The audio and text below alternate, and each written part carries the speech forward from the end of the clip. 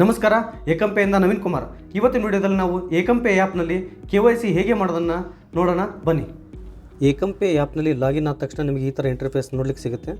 ಅದಾದಮೇಲೆ ಏಕಂಪೆ ಆ್ಯಪ್ನಲ್ಲಿ 2 AEPS ಇಂಟರ್ಫೇಸ್ಗಳಿರೋದ್ರಿಂದ ನಿಮಗೆ ಅಮೌಂಟ್ ವಿಡ್ರಾಲ್ ಆಗಿರ್ಬೋದು ಅಥವಾ KYC ಮಾಡೋದು ಇನ್ನೂ ಸುಲಭವಾಗಿರುತ್ತೆ. KYC ಯಾವ ಥರ ಮಾಡೋದನ್ನು ಈ ಸ್ಟೆಪ್ ಬೈ ಸ್ಟೆಪ್ ಹೇಳ್ತಾ ಹೋಗ್ತೀವಿ, ನೋಡ್ಕೊಳ್ಳಿ. ಓಪನ್ ಮಾಡಿದ ತಕ್ಷಣ ನಿಮಗೆ ನಂಬರ್ 1, 2, 3, 4 ಅಥವಾ 5 ಅಂತ ಈ ಥರ ನಂಬರ್ಗಳು ಸಿಗುತ್ತೆ. ಇವಾಗ ನಂಬರ್ 1 ಮೇಲೆ ಕ್ಲಿಕ್ ಮಾಡಿದ್ರೆ ನಿಮಗೆ ಒಂದು ಆಲ್ಟರ್ನೇಟ್ ಮೊಬೈಲ್ ನಂಬರ್ನ ಹಾಕಲಿಕ್ಕೆ ನಿಮಗೆ ಜಾಗ ಇರುತ್ತೆ. ನಿಮ್ಮ ಬ್ರದರ್ ಆಗಿರ್ಬೋದು ಅಥವಾ ಯಾರಾದರೂ ನಿಮ್ಮದೇ ಇನ್ನೊಂದು ಆಲ್ಟರ್ನೇಟ್ ಮೊಬೈಲ್ ಆಗಿದ್ದರೆ ನೀವು ಮೊಬೈಲ್ ನಂಬರ್ನ ಕೊಡ್ಬೋದು. ಜೊತೆಗೆ ಬ್ರದರು, ಸಿಸ್ಟರು ಅಥವಾ ವೈಫು ಯಾವ ಥರ ಇದ್ದರೆ ನಾವು ನೇಮ್ ಕೊಟ್ಟು ಪ್ರೊಸೀಡ್ ಅಂದ ತಕ್ಷಣ ನಿಮಗೆ ಅದೇ ನಂಬರಿಗೆ ಒಂದು OTP ಹೋಗುತ್ತೆ. ಆ OTPನ ಇಲ್ಲಿ ಎಂಟರ್ ಮಾಡಬೇಕಾಗತ್ತೆ. ಅದಾದ ತಕ್ಷಣ ನಿಮಗೆ ನಿಮ್ಮ ಪ್ಯಾನ್ ಕಾರ್ಡಲ್ಲಿರೋ ಡೀಟೇಲ್ಸ್ನ ಪ್ಯಾನ್ ಕಾರ್ಡ್ ನಂಬರ್ ಆಗಿರ್ಬೋದು, ಅದು ಆ್ಯಸ್ ಇಟ್ ಈಸ್ ಪ್ಯಾನ್ ಕಾರ್ಡ್ನಲ್ಲಿ ಯಾವ ಥರ ನೇಮ್ ಇದೆ ಅದೇ ನೇಮ್ನೇ ಇಲ್ಲಿ ಎಂಟರ್ ಮಾಡಬೇಕು. ಜೊತೆಗೆ ನೆಕ್ಸ್ಟ್ ಟೈಪ್ ಕ್ಲಿಕ್ ಮಾಡಿದ ತಕ್ಷಣ ನಿಮಗೆ ಪ್ಯಾನ್ ಕಾರ್ಡ್ ಫೋಟೋ ಓಪನ್ ಮಾಡಲಿಕ್ಕೆ ಆಪ್ಷನ್ ಸಿಗುತ್ತೆ. ಫೋಟೋನ ನೀಟಾಗಿ ಕ್ಲಿಕ್ ಮಾಡಿಕೊಂಡು ನಿಮಗೆ ಯಾವ ಸೈಜಲ್ಲಿ ಬೇಕೋ ಆ ಥರ ಸೈಜಲ್ಲಿ ನಿಮಗೆ ಅಡ್ಜಸ್ಟೇಬಲ್ ಮಾಡಿ ಕ್ಲಿಯರ್ ಬರೋ ಥರ ಫೋಟೋ ತೆಗಿಬೇಕಾಗುತ್ತೆ. ಅದಾದ ತಕ್ಷಣ ಓಕೆ ಕೊಟ್ಟರೆ ನೆಕ್ಸ್ಟ್ ಬಂದುಬಿಟ್ಟು ನಿಮಗೆ ಆಧಾರ್ ಕಾರ್ಡ್ ಫ್ರಂಟ್ ಅಪ್ಲೋಡ್ ಮಾಡಲಿಕ್ಕೆ ನಿಮಗೆ ಜಾಗ ಸಿಗುತ್ತೆ. ಆಧಾರ್ ಕಾರ್ಡ್ನ ಫ್ರಂಟ್ನ ನೀಟಾಗಿ ಫೋಟೋ ತೆಗೆದು ಅದನ್ನು ಕ್ಲಿಕ್ ಮಾಡಿ ಅದನ್ನು ಕೂಡ ಅಡ್ಜಸ್ಟ್ ಮಾಡಿ ಓಕೆ ಮಾಡಬೇಕಾಗುತ್ತೆ. ಇದಾದ ತಕ್ಷಣ ಆಧಾರ್ ಕಾರ್ಡ್ ಬ್ಯಾಕ್ ಕೂಡ ಆ್ಯಸ್ ಇಟ್ ಈಸ್ ಸೇಮ್ ಮಾಡಬೇಕಾಗುತ್ತೆ.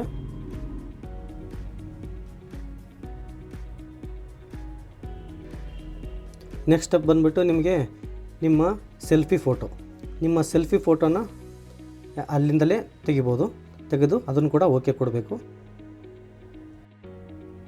ನಿಮ್ಮದು ಶಾಪ್ ಫೋಟೋ ಅಪ್ಲೋಡ್ ಮಾಡಲಿಕ್ಕೆ ಆಪ್ಷನ್ ಸಿಗುತ್ತೆ. ನಿಮ್ಮ ಶಾಪ್ ಫೋಟೋ ಕ್ಲಿಕ್ ಮಾಡಿ ಅಪ್ಲೋಡ್ ಮಾಡಬೇಕು.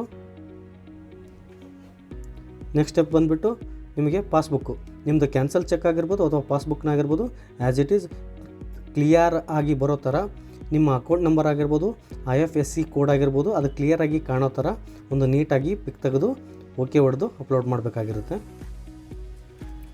ನೆಕ್ಸ್ಟ್ ಸ್ಟೆಪ್ಪು ನಿಮಗೆ ನಿಮ್ಮ ಆಧಾರ್ ನಂಬರ್ ಹಾಕೋದು. ನಿಮ್ಮ ಆಧಾರ್ ಕಾರ್ಡ್ನಲ್ಲಿ ಏನಿದೆಯೋ ಆ್ಯಸ್ ಇಟ್ ಇದು ಒಂದು ನಂಬರ್ ಮಿಸ್ಟೇಕ್ ಆಗದಿರ ಆಧಾರ್ ನಂಬರ್ ಹಾಕಬೇಕು. ಅದರ ಜೊತೆಗೆ ಆಧಾರ್ ನಂಬರಲ್ಲಿ ನಿಮ್ಮದು ಫುಲ್ ಅಡ್ರೆಸ್ ಏನಿದೆಯೋ ಅದೇ ಅಡ್ರೆಸ್ನ ಇದರಲ್ಲಿ ಆ್ಯಡ್ ಮಾಡಬೇಕಾಗತ್ತೆ. ನೆಕ್ಸ್ಟು ಪ್ರೊಸೀಡ್ ಅಂತ ಕ್ಲಿಕ್ ಮಾಡಬೇಕು.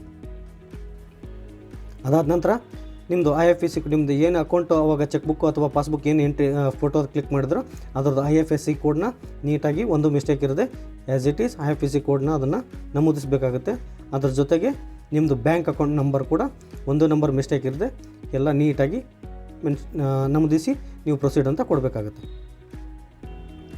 ಇದಾದ ತಕ್ಷಣ ನಿಮಗೆ KYC ಅಗ್ರಿಮೆಂಟ್ದು ಒಂದು ಇಂಟರ್ಫೇಸ್ ಓಪನ್ ಆಗುತ್ತೆ. ಎಲ್ಲ ಟಿಕ್ ಮಾರ್ಕ್ ಮಾಡಿಬಿಟ್ಟು ಸ್ವಲ್ಪ ಹೊತ್ತು ವೇಟ್ ಮಾಡಬೇಕಾಗುತ್ತೆ. ಅವಾಗ ಬ್ಲ್ಯಾಕ್ ಇದ್ದಿದ್ದು ಬ್ಲೂ ಮಾರ್ಕಲ್ಲಿ ಬರುತ್ತೆ.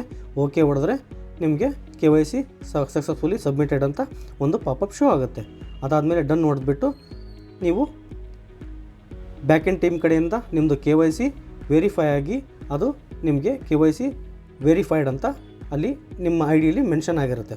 ಅದಾದ ನಂತರ ಒಂದು ಬಾರಿ ಮೊದಲು ನೀವು ಆನ್ಬೋರ್ಡಿಂಗ್ ಮಾಡೋಕ್ಕೂ ಮುಂಚೆ ನಿಮ್ಮ ಹತ್ರ ಯಾವ ಡಿವೈಸ್ ಇದೆ ಅದನ್ನು ಚೆಕ್ ಮಾಡ್ಕೊಳ್ಬೇಕು. ಅದನ್ನು ಡಿವೈಸ್ ಕರೆಕ್ಟಾಗಿ ಕ್ಯಾಪ್ಚರ್ ಆಗ್ತಾಯಿದ್ದೀವೋ, ಮಂತ್ರ ಡಿವೈಸ್ ಆಗಿರ್ಬೋದು, ಮಾರ್ಪೋ ಡಿವೈಸ್ ಆಗಿರ್ಬೋದು, ನಿಮ್ಮ ಹತ್ರ ಯಾವುದೇ ಡಿವೈಸ್ ಆಗಿರ್ಬೋದು ಅದು ನಿಮ್ಮ ಹತ್ರ ಕರೆಕ್ಟಾಗಿ ವರ್ಕ್ ಆಗ್ತಿದ್ದಿಲ್ಲ ಅಂತ ಒಂದು ಬಾರಿ ಚೆಕ್ ಮಾಡ್ಕೊಳ್ಳಿ.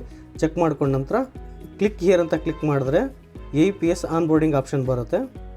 ಮೊದಲೇ ನೀವು ಮೆನ್ಷನ್ನು ಅಥವಾ ನಮೂದಿಸಿದ ಹಾಗೆ ನಿಮಗೆ ಎಕ್ಸೆಸ್ನ ಅಲೋ ಕೊಟ್ಟರೆ ನಿಮ್ಮ ಫುಲ್ ನೇಮ್ ಆಗಿರ್ಬೋದು, ನಿಮ್ಮ ಮೊಬೈಲ್ ನಂಬರ್ ಆಗಿರ್ಬೋದು, ಆಧಾರ್ ಕಾರ್ಡ್ ಆಗಿರ್ಬೋದು, ಪ್ಯಾನ್ ಕಾರ್ಡ್ ನಂಬರ್ ಆಗಿರ್ಬೋದು ಅದೆಲ್ಲ ತೋರಿಸುತ್ತೆ. ಅದರ ಜೊತೆಗೆ 7 ಡಿಜಿಟ್ನ ಒಂದು OTP ನಿಮಗೆ NSDL ಪ್ಯಾನ್ ಕಾರ್ಡ್ ಕಡೆಯಿಂದ ಬರುತ್ತೆ. ಅದನ್ನು OTPನ ಎಂಟರ್ ಮಾಡಬೇಕಾಗುತ್ತೆ ವೆರಿಫೈ ಕೊಡಲಿಕ್ಕೆ.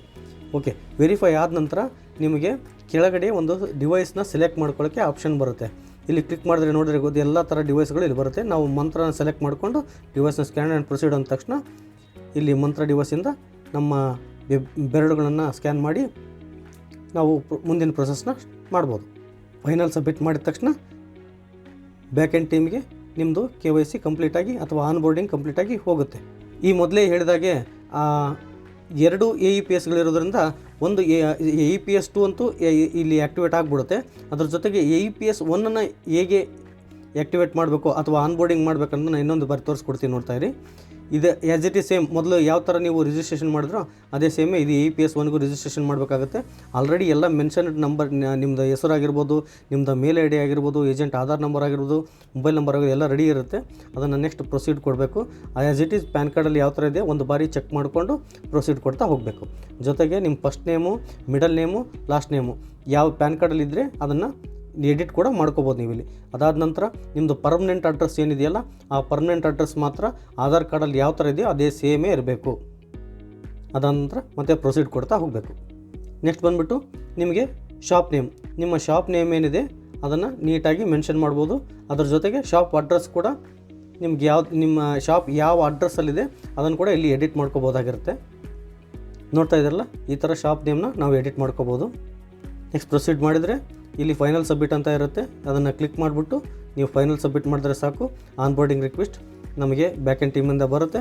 ಬ್ಯಾಕೆಂಡ್ ಟೀಮಲ್ಲಿ ನಿಮಗೆ ವೆರಿಫೈ ಮಾಡಿ ನಿಮ್ಮದು ಆನ್ಬೋರ್ಡಿಂಗ್ನ ಸಕ್ಸಸ್ ಮಾಡಿ ಕೊಡ್ತಾರೆ. ಇದಾಗಿರುತ್ತೆ KYC ಮತ್ತು ಆನ್ಬೋರ್ಡಿಂಗ್ನ ವಿಡಿಯೋ. ಧನ್ಯವಾದಗಳು.